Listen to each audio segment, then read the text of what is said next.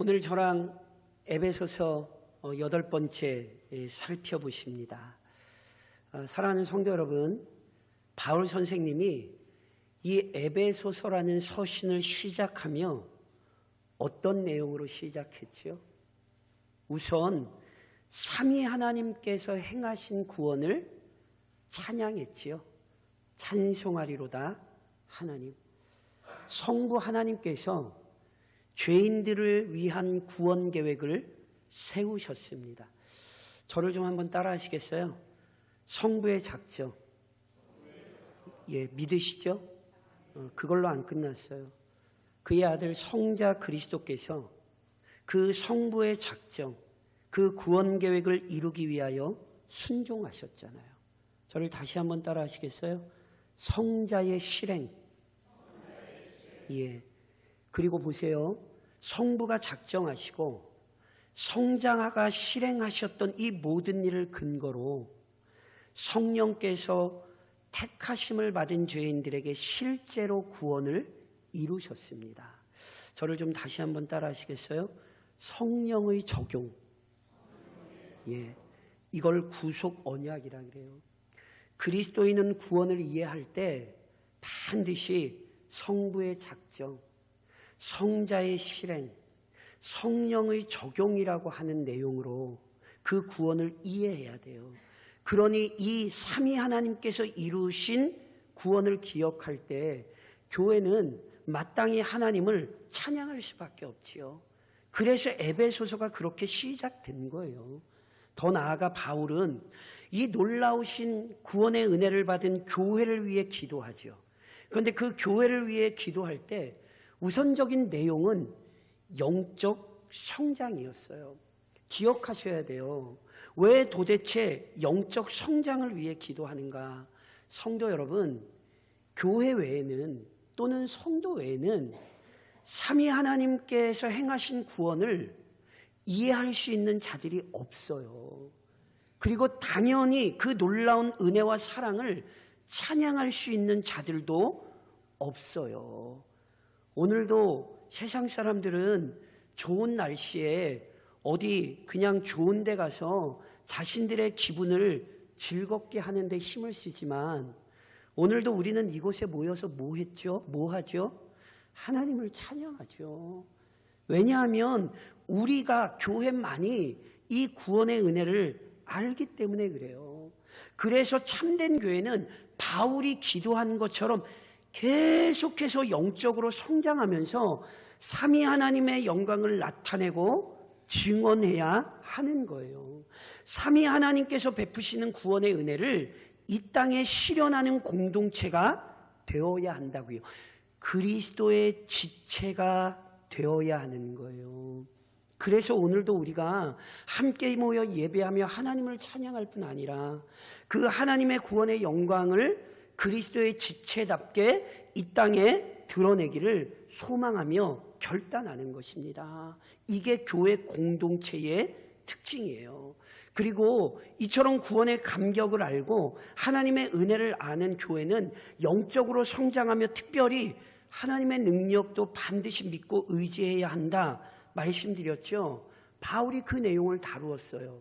조금 더 구체적으로 설명하자면 교회는 그리스도의 부활, 승천, 재위와 같은 사건을 통해 하나님의 능력을 더 풍성히 이해하고 그 능력을 신뢰할 수 있어야 합니다. 또한 하나님께서 그 능력으로 그리스도의 발 아래 만물을 굴복하게 하셨고 그리스도를 교회의 머리로 세우셨잖아요. 그래서 지금도 교회는 뭘 기억하냐 하면 하나님께서 그리스도를 통하여 만물을 다스리고 계시고 하나님께서 지금도 그리스도를 통하여 교회를 이끌고 계시다. 참된 구원의 사람들은 이 사실을 믿고 고백한단 말이죠. 그래서 이번 한 주간도 나라에 참 중요한 일이 있었잖아요. 한편에서는 좋아하는 사람들도 있고 한편에서는 자기 생각과 다르다고 슬퍼하는 사람들도 있어요. 그리스도인들도 정치적인 견해에 따라 좋아하신 분도 있을 수 있고요. 싫어하시는 분도 있을 수 있어요. 그러나 성도 여러분, 우리는 하나님께서 그리스도 아래 만물을 복종하셨다는 사실을 믿는 사람들답게 하나님의 은혜와 능력이 이 나라와 이 민족에게 나타나도록 우리는 끊임없이 기도하고 열심히 하나님 앞에 부르짖어야 합니다. 그것이 나라와 민족을 사랑하고 하나님의 주권을 인정하며 그리스도의 머리 되심을 인정하는 교회라는 사실 절대로 잊으시면 안 돼요. 더 나아가 교회는 그리스도를 통해 나타난 능력만 아는 게 아니에요. 성도 여러분, 교회는 교회 자체에 이미 하나님의 능력이 나타났다는 사실을 알아요. 그래서 바울이 이제 이 사실을 설명해요. 그리스도를 통하여 능력이 나타났을 뿐 아니라 교회를 보면 하나님의 능력이 보여요. 그럼 도대체 어떻게 교회에 하나님의 능력이 나타났는데요? 사랑하는 교회요, 우선 기억하십시오. 교회는 아담 안에서 모든 인간이 처했던 비참한 상황을 정확히 알아야 합니다. 자, 앞서 바울이 삼위 하나님께서 행하신 구원을 찬양하고 감사할 수밖에 없던 이유는 삼위 하나님께서 행하신 그 구원의 일 자체가 너무너무 신비롭고 놀라운 일이기 때문이에요. 그리고 더 나아가 본래 인간이 처한 상황이 얼마나 비참했는지를 알기 때문에 실은 하나님을 찬양할 수밖에 없었어요. 무슨 말이냐면 성경은 모든 인간이 죄인이었다는 사실을 정확히 가르치죠. 믿으십니까? 저랑 화면 보시면 구약성경 시편 14편에 이런 진술이 있지요. 같이 읽겠습니다. 여호와께서 하늘에서 인생을 굽어 살피사 지각이 있어 하나님을 찾는 자가 있는가 보려 하신즉 다 치우쳐 함께 더러운 자가 되고 선을 행하는 자가 없으니 어떻게 없어요? 하나도 없어요. 우리는 이 사실을 믿어야 돼요. 그래서 오늘 본문에서도 바울이 이 사실을 본문 1절에 이렇게 표현했어요. 하나님께서는 허물과 죄로 죽었던 너희를 살리셨도다. 자, 오늘 본문에서 허물과 죄로 죽었던 너희 이렇게 표현을 하니까 이 너희는 지금 에베소 교회 성도들을 가르치거든요. 그러니까 이 구절을 너희라고 표현했으니까 에베소 교회 성도들이 허물과 죄로 죽었던 자들이구나. 에베소 교회 성도들만 허물과 죄로 죽었던 자들이다. 이렇게 이해하시면 안 돼요. 오늘 저랑 살펴보시는 이어지는 내용에서 바울을 포함한 우리 믿음의 사람들을 나타내기도 하고요. 다른 이들, 즉 너희와 우리 빼고 나머지 모든 사람, 다른 이들 이런 표현도 사용해요. 그러니까 보세요. 너희, 우리, 다른 이들 이러면 누구 얘기하는 줄 아세요? 온 세상 사람 얘기하는 거예요. 그러니까 여기 지금 허물과 죄로 죽었던 게 에베소 교인들만 얘기하는 게 아니에요. 온 인류가 한 사람도 빠짐없이 허물과 죄로 죽었어요. 그래서 바울은 로마서 3장 23절에서 이런 선언도 했죠. 화면 보시며 저랑 한번 같이 봉독하실까요? 모든 사람이 죄를 범하였음에 하나님의 영광에 이르지 못하더니 모든 사람이 죄를 범하였어요. 오늘 본문의 표현대로 하자면 허물과 죄로 죽었어요. 자, 여기서 허물이라는 단어는 올바른 길에서 이탈했다는 의미예요. 그리고 여기 죄라는 단어는 관역에서 벗어났다 또는 표준에 미치지 못한다 이런 의미예요. 그래서 실은 이 단어들은 모두 아담이 하나님의 말씀에 불순종했던 사건의 본질을 설명한 거예요. 불순종은 다른 게 아니에요. 올바른 길에서 벗어난 거예요. 관역을 벗어나 버린 거고요. 표준에 미치지 못한 거예요. 그런데 아시는 것처럼 아담은 단지 개인이 아니라 온 인류의 첫사람, 온 인류를 대표하는 사람으로 불순종했어요. 그래서 아담의 불순종이 곧 온 인류의 불순종입니다. 아담이 죄인 되었을 때 아담 안에서 온 인류 역시 죄인이 된 거예요. 그럼 그냥 죄인이 된 걸로만 끝인가요? 아니에요. 하나님이 아담에게 말씀하셨잖아요. 불순종의 대가는 죽음이라고. 그래서 아담만 죽은 게 아니에요. 아담 안에서 온 인류가 불순종했기에 온 인류에게 죽음이라는 형벌이 내려지게 된 거예요. 이와 같은 사실을 오늘 본문 3절 하반절에서는 이렇게 표현한 거예요. 다른 이들과 같이, 제가 아까 말씀드렸죠? 너희, 우리, 그리고 다른 이들, 모든 사람, 다른 이들과 같이 본질상 뭐라고요? 진노의 자녀이었더니 너희, 우리, 다른 이들 모두 어느 누구나 예외 없이 본질상 진노의 자녀. 이 말은 모두가 다 하나님의 진노 아래 놓여 있다는 거예요. 그럼에도 불구하고 이미 죄의 세력에 사로잡힌 인류는 이 사실을 끊임없이 부인해왔고 지금도 부인하고 있고 앞으로도 그럴 거예요. 성도 여러분, 기억하셔야 돼요. 이건 참 어리석은 시도예요. 왜 그런지 아세요? 우선 인간의 실제 모습이 인간이 죄인됨을 확인시켜줘요. 무슨 말씀이냐면 인간 중 어느 누구도 죽음을 피할 자가 있습니까? 없습니까? 없잖아요. 저랑 화면 보시면 로마서 5장 12절. 자, 이 말씀 기억하세요? 같이 읽겠습니다. 이와 같이 모든 사람이 죄를 지었으므로 사망이 모든 사람에게, 아멘이세요? 성도 여러분, 죽음을 모든 인간이 경험한다는 사실 자체가 모든 인간이 아담 안에서 죄인 되었다는 가장 적나라한 증거예요. 이것만이 아니에요. 인류 역사가 인간이 죄 아래에 있다는 사실을 너무너무 적나라하게 드러내요. 인류의 역사가 흐르면 흐를수록, 역사가 진보하면 진보할수록 다양한 방법으로 더 많은 죄를 만들어내는 것, 이게 인류의 모습 아닙니까? 저도 개인적으로 영화 되게 좋아하는데 블록버스터, 그러니까 이렇게 막 뭐 이렇게 뭐라 그럴까요? 막 공상과학, 과학 영화 뭐 때려 부시고 이런 거 저도 좋아하거든요. 근데 제가 항상 미래에 관한 영화를 보면서 굉장히 재밌게 생각하는 게 있는데 그게 뭐냐면 미래에 몇천 년이 됐든지 항상 그 미래에도 죄가 나와요.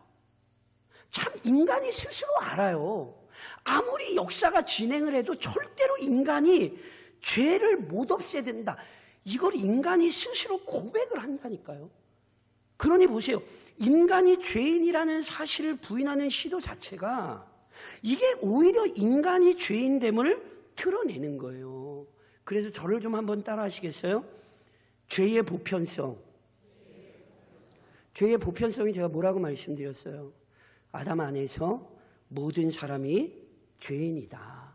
성도 여러분, 이 사실을 혼동하시면 안 돼요. 아담 안에서 온 인류가 진노의 자녀라는 사실을 정확히 이해하는 것이 인간에 관한 가장 올바르고 합당한 판단이며 무엇보다 믿음의 고백이요 믿음의 증거예요. 하나님, 아담 안에서 우리 모두가 죄인입니다. 이 고백을 잊지 않는 공동체가 교회라는 사실을 잊으시면 안 된다니까요. 그래서 바울은 온 인류가 허물과 죄로 죽었다는 이 사실에 대해 오늘 증거를 좀 덧붙여요. 그래서 보세요. 저랑 화면 보시면 본문 2절 상반절 같이 읽을까요? 같이 읽겠습니다. 그때에 너희는 그 가운데에서 행하여 이 세상 풍조를 따르고, 자, 그때에 언제예요? 허물과 죄로 죽었던 때, 그 가운데에서 행하여 허물과 죄 가운데 행하여, 이 얘기예요.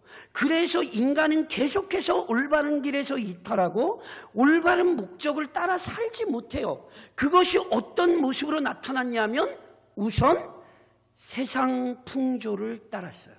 자, 여기 세상 풍조란 죄악된 문화, 죄악된 부패한 이 세상의 모습을 이야기해요. 그러니까 이 세상 풍조를 따랐다는 것은 죄의 부패한 문화를 즐기며 살았다는 이야기예요. 저 간혹 가다가 시사 프로 굉장히 좋아하거든요, 저도. 그런데 아시는 것처럼 PD수첩, 추정 60분 이런 데 보면 너무너무 가슴 아픈 게 마약, 게다가 도박. 제가 저번에도 얼마 전에도 말씀드렸죠. 청소년 도박, 마약이 이게 너무 심각해요. 게다가 청소년 범죄가 급증했어요. 성도 여러분, 지금 일어나는 이 부패한 일들을 보면서 뭘 깨달으셔야 돼요? 오늘 성경의 얘기가 맞다는 걸 아셔야 돼요. 아이들을 공부를 시킨다고 엄청나게 똑똑하게 만드는 것 같긴 한데, 똑똑하지만 죄는 더 고차원적으로 짓고 있다니까요. 어려서부터 영어를 유창하게 하면 뭐합니까? 수학 문제를 열심히 풀면 뭐합니까? 이미 허물과 죄로 죽어 이 문화가 부패하게 흐르고 있는데, 그래서 이 현상을 보면서 정말로 교회는 기도할 수 있어야 돼요. 이 세상 풍조를 따르는 것 자체가 이미 허물과 죄로 죽었다는 증거예요. 동시에 허물과 죄로 죽어 있다는 증거가 본문 2절 하반절에 이렇게 드러나요. 저랑 화면 보시면 한번 같이 읽을까요? 같이 읽겠습니다.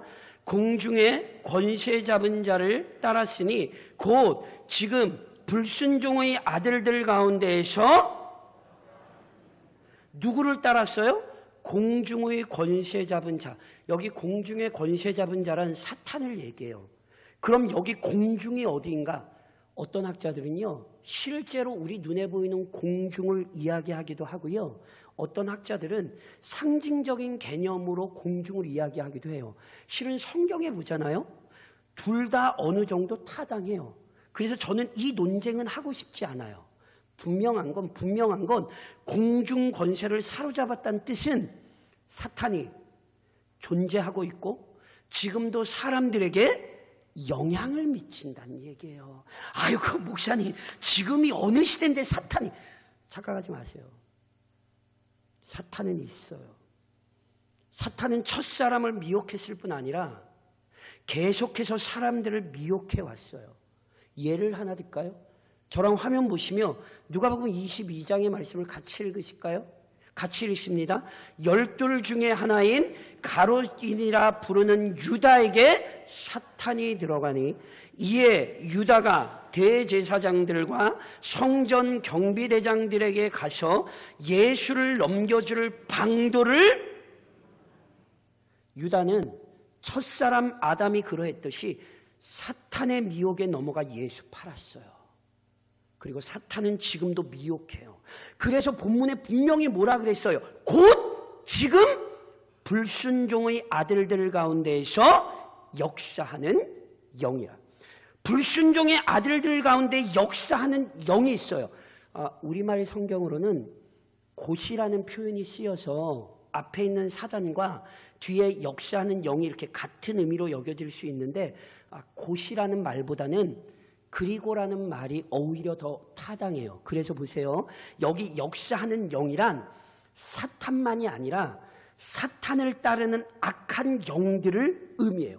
그래서 다시 설명드리면 여전히 사탄과 악한 영들이 인류에게 강력하게 영향을 미치고 있어요. 그래서 이 세상에서 끊임없이 어떤 일이 일어나요? 하나님의 말씀에 불순종하는 일들이 일어나는 거예요.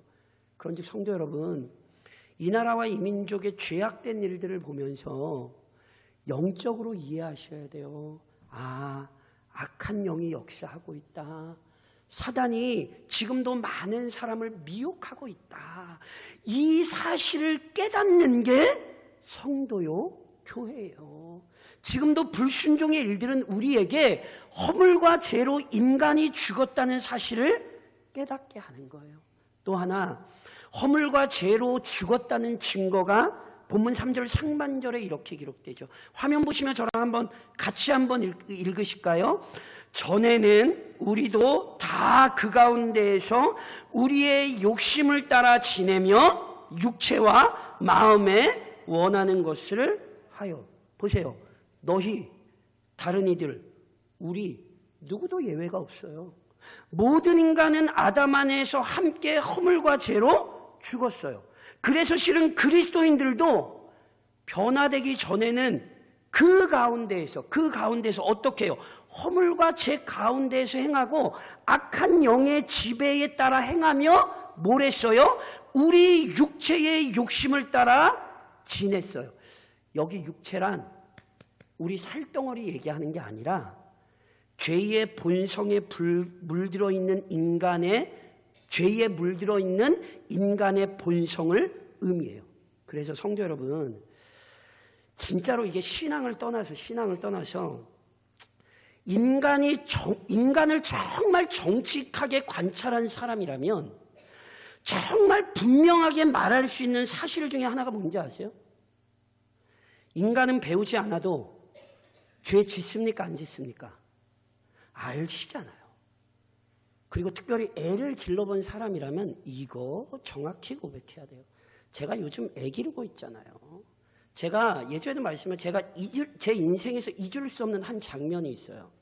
저희 큰아이가 아장아장 걸어다니면서 놀고 저희 둘째가 이제 겨우 이렇게 앉혀놓으면 조금 앉아있을 정도 됐을 때예요. 제가 저희 둘째를 앞에 앉혀놓고 이렇게 얼르고 있었고 저희 큰아이가 저쪽에서 지 혼자 뭘 가지고 막 이렇게 놀고 있었어요. 그런데 얘 큰아이가 갑자기 저랑 지 동생 둘째를 보더니 놀다가 갑자기 와요. 근데 제 얼굴을 한번 보고 지 동생 얼굴을 한번 보고 이렇게 번갈아 보더니 갑자기 지 손으로 제가 가만히 앉혀놨던 지 동생 이마박을 손바닥을 딱, 저는 그때 인간의 이마에서 그렇게 청아한 소리가 난다는 걸 저는 처음 알았어요. 저 아직도 이마 짱짱짱, 저는 아직도 그 소리가 잊지 않아요. 그러고 나서 지 동생은 벌렁 나자빠져서 우는데 아무 일 없다는지 다시 가서 평온하게 지 혼자 장난감을 가지고 놀아요. 저는 저희 그 첫째에게 지 동생 이마를 그렇게 가격하게 때리라고 가르쳐 본 적이 없습니다. 그런데 가르치지도 않았는데 동생을 미워해요. 가르치지도 않았는데 애들이 거짓말을 해요. 성도 여러분, 정직하게 인간을 보면 정말 모든 것 다 내려놓고 정직하게 한 번이라도 인간을 자기가 봤다면 죄가 인간 외부에 있는 게 아니라 인간 안에 있다는 사실, 이거 절대로 부인할 수 없어요. 무엇보다 그 죄의 욕망은 시간이 갈수록 더 강해져요. 그래서 성령의 역사로 변화되지 않는 이상 누구도 죄의 욕심을 이길 수 없다니까요. 그래서 보세요, 성도 여러분, 지금도 많은 사람이 육체의 욕심을 따라 지내고 육체와 마음에 원하는 것, 즉 악행을 지속하는 이유는 결국 본래 인간이 허물과 죄로 죽었다는 증거예요. 우리는 정직하게 인간을 관찰하면 이 사실을 실은 고백할 수밖에 없습니다. 그리고 무엇보다 교회는 성경을 통하여 아담 안에서 모든 인간이 죄인이었다는 사실, 허물과 죄로 죽었었다는 사실, 죄의 보편성 인정할 수밖에 없습니다. 그러므로 오늘 본문의 교리에 근거하여 성도 여러분 적용하며 권면합니다. 우선 사랑하는 교회요. 허물과 죄로 죽었던 현실을 잊지 마십시오. 오늘 본문이 우리에게 이야기하는 것처럼 아담 안에서 모든 인간이 죄인이었어요. 본질상 진노의 자녀였어요. 죄로 인해 죽을 수밖에 없었던이 아니라 죄로 인해 죽었었어요. 이 비참한 현실을 잊으시면 안 돼요. 그리고 이것을 잊지 않아야 되는 중요한 이유가 있어요. 보세요. 참으로 비참한 죄인이었던 현실을 잊어버리지 않고 기억해야 그 비참한 현실에서 구원해내신 그 위대한 사랑에 대한 감격, 감사, 찬송을 잃어버리지 않는 거예요. 앞서 저랑 1장에서 뭘 살펴보셨어요? 바울이 구원에 관한 증언하며 먼저 감사의 찬송이 터지지요. 왜요? 그 일이 위대하기 때문이기도 하지만 지금 2장에서 얘기하는 것처럼 원래 모든 인간이 허물과 죄로 죽었던 비참한 상태에 있었다는 사실을 알기 때문에 그래요. 내가 이전에 얼마나 비참한 상태에 있었는가를 알았기 때문에 하나님의 구원에 대한 감격을 잃어버릴 수가 없는 거예요. 제가 1장 설명하면서 예정론에 대해 말씀드리면 그런 말씀드렸죠. 야, 왜 하나님이 누구는 선택하고 하나님이 누구는 유기해? 이런 논쟁으로 끌고 가는 것 자체가 예정론을 지금 못 알아들은 거예요. 모든 인간이 죄인이었다는 사실로부터 출발하게 되면 왜 하나님이 누구는 구원하고 누구는 구원 안 하는데, 이런 어리석은 말을 하는 게 아니라 하나님, 어찌하여 나 같은 죄인을 구원하셨습니까?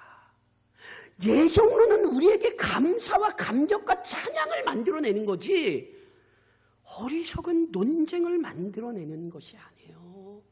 그래서 그 구원의 감격을 아는 교회, 참으로 끔찍한 죄에서 구원받았다는 사실을 아는 교회가 어떤 고백을 가지고 있습니까? 저랑 화면 보시면 시편 95편 1절로 2절 같이 한번 고백하실까요? 같이 봉독합니다. 오라 우리가 여호와께 노래하며 우리의 구원의 반석을 향하여 즐거이 외치자. 우리가 감사함으로 그 앞에 나아가며 시를 지어 즐거이 그를 노래하자. 오늘도 함께 모여 예배하는 것이 기쁘고 감사한 이유는 우리를 얼마나 흉악한 죄에서 구원하셨는지 그 우리의 비참한 현실을 오늘도 우리가 잊지 않고 기억하기 때문에 그래요. 더 나아가 참으로 비참한 죄인이었던 현실을 잊어버리지 않고 기억해야 지금 불순종의 길을 가는 사람들을 단순히 정죄하지 않고 긍휼히 여길 수 있습니다.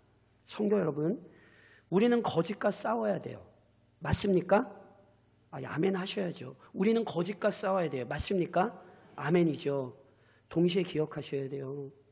우리는 거짓과 싸우는 동시에 거짓에 미혹된 자들은 긍휼히 여겨야 돼요. 눈이 말씀드린 것처럼 심판은 하나님이 하시는 거고요. 우리는 모두가 똑같은 죄인이에요.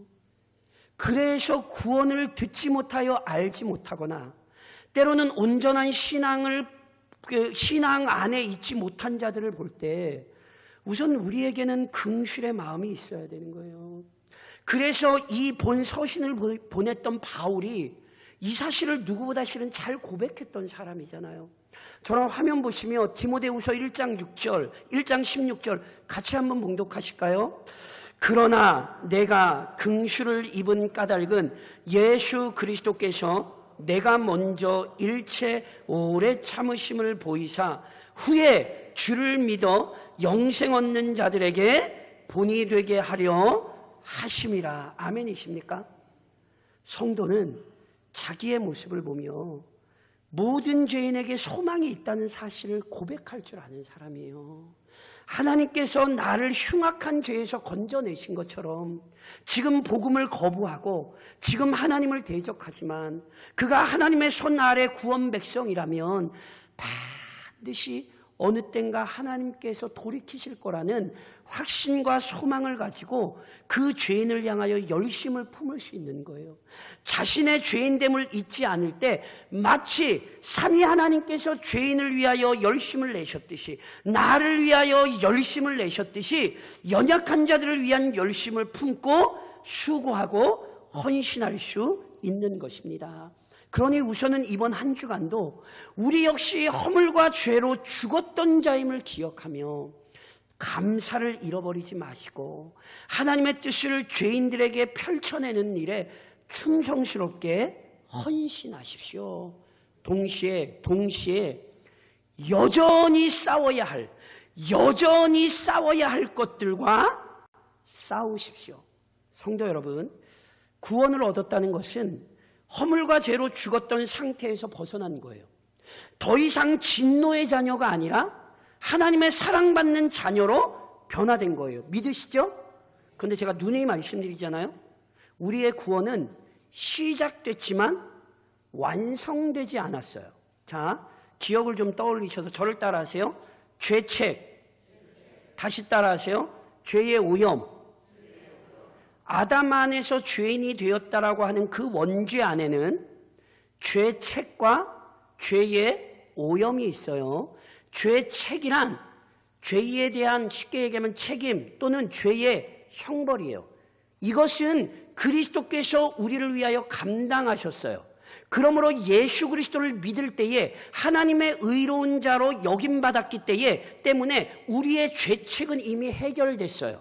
그러나 여전히 우리는 죄의 오염 또는 죄의 영향력 안에 있어요. 그래서 우리는 이 세상을 살아가는 동안 죄의 오염 또는 죄의 영향력 안에서 벗어나는 과정을 경험해요. 그걸 성화라 그런다 말씀드렸잖아요. 그래서 실은 오늘 본문은 우리에게 여전히 우리가 싸우는 대상을 알려줘요. 그래서 제가 예전에 설명드렸어요. 웨스터민스터 신앙고백 또는 영국의 39개조 신조를 보면 오늘 말씀에 근거하여 우리가 끊임없이 싸워야 하는 대상을 세 가지로 설명했어요. 저를 좀 따라 하시겠어요? 세상, 사탄, 정욕. 성도는 정상적인 성도라면 항상 오늘 본문이 얘기한 세상, 사탄, 그리고 내 안에 남아있는 정욕과 싸우게 돼 있어요. 성도 여러분, 지금도 악한 세상이 죄에 깊이 물들어 있는 문화가 교회와 성도들을 무너뜨리려 하죠. 그래서 반드시 성도들은 타락한 세상 문화에 물들지 않도록 주의하셔야 돼요. 저랑 화면 보시면 야고보서 4장 4절 같이 한번 봉독하실까요? 같이 읽겠습니다. 그런즉 누구든지 세상과 벗이 되고자 하는 자는 스스로 하나님과 아멘이세요? 세상 문화 좋아하지 마세요. 세상 사람들처럼 육신의 쾌락을 즐기는 삶 따라가지 마세요. 그렇게 사는 사람 스스로 하나님과 원수가 되는 거예요. 우리는 세상 문화에 물들지 않고 구별된 삶을 살아야 돼요. 누가 보든지 달라야 된다니까요. 그런즉 이번 한 주간도 거룩함상 구별된 삶에 힘쓰십시오. 동시에 사탄은 지금도 두루다니며 우는 사자와 같이 삼킬 자를 찾아요. 그래서 반드시 성도들은 사탄의 시험에 대비해야 한다니까요. 그거 기억하세요? 예수님께서 40일 동안 금식 기도하셨어요. 대단해요? 안 대단해요? 대단하시죠? 예수님의 영성이 원래 완전하신 분이잖아요. 그런데 그분이 40일을 금식을 하셨단 말이에요. 그런데 40일 금식하고 나자 누가 찾아왔죠? 잘 모르세요? 성도 여러분 잘 기억하셔야 돼요. 아니 우리 예수님이 40일 금식을 끝내고 났는데 사탄이 찾아왔다니까요. 하물며 사탄이 우리를 안 괴롭힐까요? 그래서요 구원의 영광스러움을 찬양하며 시작됐던 에베소서가 그 구원의 영광스러움을 기뻐하며 시작했던 에베소서가 어떤 내용으로 맞춰지는 줄 아세요? 저랑 화면 보시면 에베소서 6장 11절입니다. 에베소서가 이런 내용으로 맞춰요. 같이 읽겠습니다. 우리의 씨름은 혈과 육을 상대하는 것이 아니요 통치자들과 권세들과 이 어둠의 세상 주관자들과 하늘에 있는 악의 영들을 구원을 영광스럽게 찬양하는 성도라면 오늘 내가 영적 전쟁의 현장에 들어와 있다는 사실을 알아요. 이번 한 주간도 사탄이 다양한 방법으로 우리를 무너뜨린다는 사실을 기억하고 시험에 들지 않도록 깨어 기도하십시오. 그리고 또 하나, 구원받은 우리 안에 남아있는 죄의 욕망이 역사해요. 아유, 목사님 나는 안 그런데. 착각하고 계셔서 그래요. 저는 화면 보시면 로마서 7장 말씀, 위대한 바울의 고백 같이 한번 봉독하실까요? 같이 봉독하십니다. 그러므로 내가 한 법을 깨달았노니 곧 선을 행하기 원하는 나에게 악이 있는, 이게 우리의 현실이라는 사실을 잊으시면 안 돼요. 내 안에 끊임없이 두 세력이 전쟁을 벌이고 있단 말이에요. 그래서 성도는 마음을 지켜야 되고요. 적용을 지키는 삶에 힘써야 돼요. 물론 이 육신의 정욕을 우리의 노력이나 수고로 죽일 수 있지 않아요. 죄를 죽이는 건 우리의 힘이 아니에요. 그래서 저랑 화면 보시며 갈라디아서 5장 16절 우리 같이 한번 봉독하실까요? 같이 읽습니다. 내가 이르노니 너희는 성령을 따라 행하라. 그리하면 육체의 욕심을 이루지. 아멘이세요? 우리 힘으로 이기는 게 아니에요.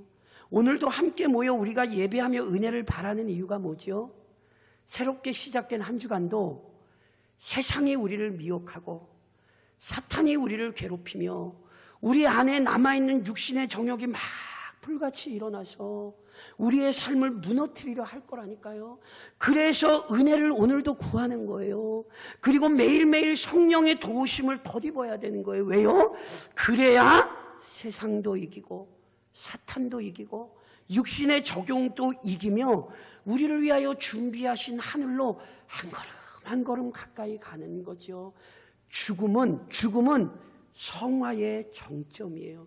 그래서 이번 한 주간도 우리는 열심으로 우리의 삶을 단속하며 천국에 가는 그날까지, 또는 예수님 재림하실 그날까지 그리스도의 지체다운 우리의 정체성을 지켜야 하는 것입니다.